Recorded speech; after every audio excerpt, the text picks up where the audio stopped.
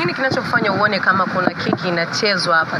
Yani unajua Zaiylissa kila mwanaume ambaye anatoka naye afa anaachana naye anaachana kwa ubaya. Ndio, ni kweli. Unaona vizuri? Naamini hata kama anaenda kuoana na Haji Manara, alishamjua historia ya Haji Manara. Mpaka anaingia alishaona historia ya Haji Manara ikoje. Kwa hiyo sitaki kuamini kama hata kwenye kuachana na hili kama alivyoondoka kwa Dula Makabila na Mbwembwe, unaona vile Kebei, unaona alivyoondoka kwa jamaa nani Mingo, unaona vizuri yani tuli huku nyuma yani usiamini kama hapa kwa sababu Haji ana mdomo, mimi nikasome. Unaona vizuri, Haji ana mdomo.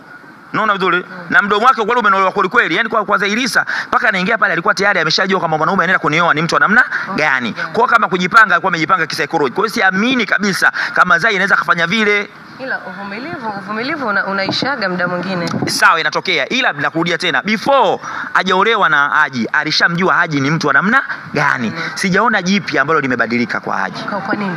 Sijaona kwa sababu walisema wenzake wamepita.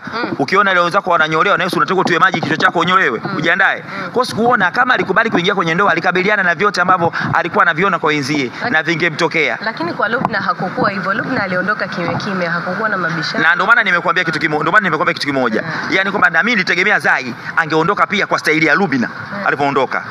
Sawa? Yani kwa sababu asingetengeza attention kubwa. Lakini kwa hiki kilichotokea, yani sitaki kuwa niko 50-50. Niko 50-50. Sitaki kuamini kama ndio staili ya kwa wanavyoachana. Niko 50-50. Ila mimi nahisi kuna deal. Kwa sababu nilikwambia leo kwamba alikuwa ananyanyasa wanangu awali. Watoto wao ndio wanafanya nao challenge. Sasa alikuwa hajashiba kipindi kile alikuwa anawacha.